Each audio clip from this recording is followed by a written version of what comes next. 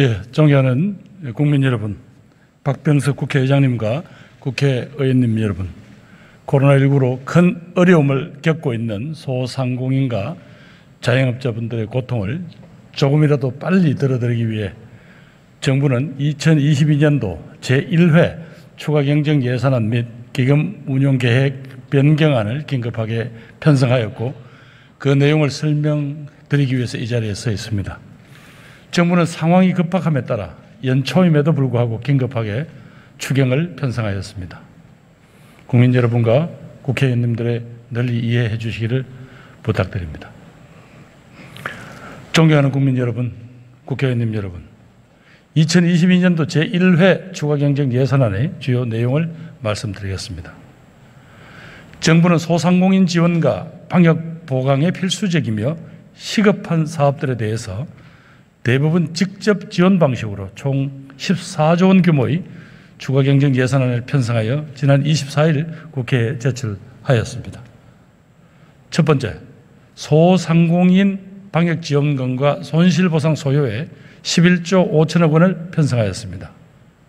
거리두기 상황에서도 소상공인들이 꼬박꼬박 지출해야 하는 임대료와 인건비 등 고정비용 부담을 덜어드리기 위해서 현재 집행 중인 100만 원 지원 외에도 업체당 300만 원의 방역지원금을 추가로 지급하겠습니다.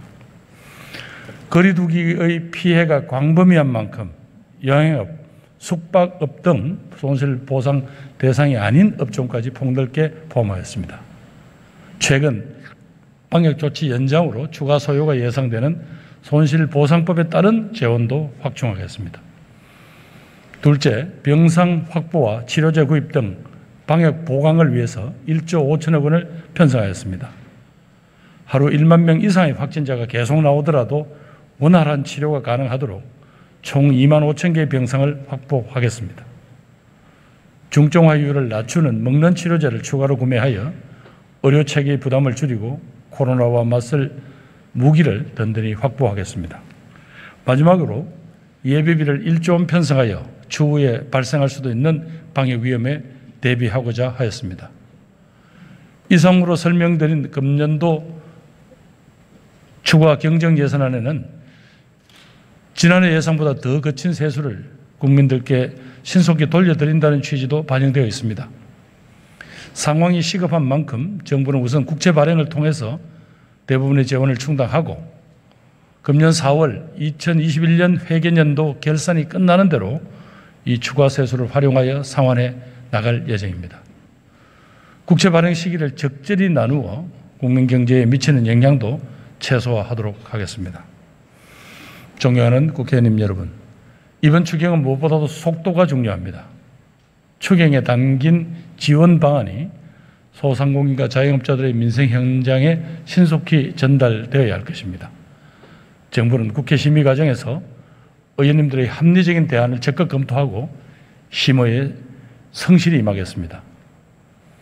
국회에서 추가 경정 예산안을 의결해 주시면 곧바로 집행될 수 있도록 준비도 철저히 하겠습니다. 그간 여야 정치권에서도 긴박한 지금의 상황을 감안해서 추경의 필요성을 논의해 오신 만큼 정부가 제출한 추경안을 조속히 심의 의결해 주실 것을 간곡히 부탁드립니다. 지금 소상공인들과 자영업자분들이 가장 고통을 받고 계시는 부분이 임대료 부담입니다. 추경 등 재정 지원에 더해서 이분들의 고통을 조금이라도 더 덜어드리기 위해서는 임대인도 그 부담을 나누는 상생의 방안이 절실합니다. 정부의 지원에도 임대료 부담이 지속되는 한 이분들의 고통은 계속될 수밖에 없습니다. 국회가 이 논의를 본격화해 주시면 정부도 적극 뒷받침하겠습니다. 존경하는 국민 여러분, 국회의원님 여러분, 연일 최대 규모의 확진자가 발생하는 등 전 세계에서 오미크론이 맹위를 떨치고 있습니다. 지금까지 보고된 각국의 자료를 종합하면 오미크론의 중증화율이나 치명률은 델타 변이의 절반 이하입니다만 높은 전파력으로 인해 의료 대응 체계에는 큰 부담이 될 수밖에 없습니다. 정부도 이런 상황을 미리 예측하고 오미크론에 대한 대응 속도와 효율성을 높이는 방역 대책을 선제적으로 준비해 왔습니다. 확진자 폭증에도 교육, 교통, 소방, 치안 등 사회 필수 기능이 안정적으로 유지될 수 있도록 하는 분야별 대응 방안도 마련하였습니다.